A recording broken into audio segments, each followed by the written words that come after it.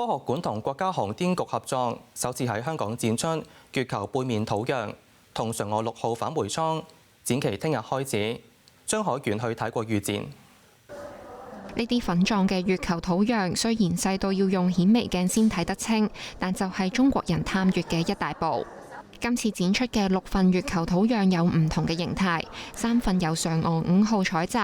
另外3份嚟自嫦娥6號，包括舊年6月帶返地球嘅月球背面月壤樣本。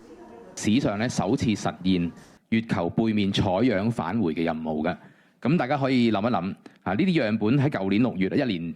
前多少少啫，仍然置身喺一個咧即係同佢地球距離差唔多40萬公里咁遠嘅月球上面，而且咧仲要係地球睇唔到嘅月球背面喎。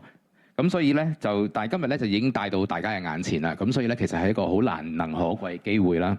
科學館繼2013年之後，再同國家航天局合辦展覽，除咗月壤，仲有多件國寶，包括嫦娥5號嘅月壤存儲罐。呢個嫦娥6號嘅返回艙唔係模型，係實物，市民可以親眼睇到返回艙經歷咗一系列嘅變軌之後，返到內蒙古草原之前因為高溫而燒焦嘅痕跡。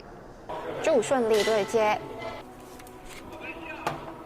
展覽入面有多個互動裝置，呢個就呈現咗蛟龍號嘅潛航員2012年嗰陣喺7000米嘅深海同神舟9號嘅航天員對話。科學館第一次同時展示國家喺航天、航空同航海領域嘅大型模型，包括1:5高大約12米嘅長征5號運載火箭，同埋1:1嘅全海深載人潛水器奮鬥者號。高到呢個太空嘅，我哋去到深到成1萬米深嘅深海，我哋都去到。咁其實中國嘅科技其實係去緊好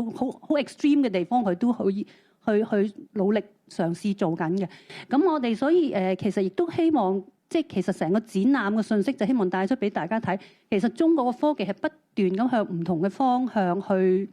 力爭上游啊！展期由星期5起去到9月7號，市民可以憑上設展覽廳嘅門票進入，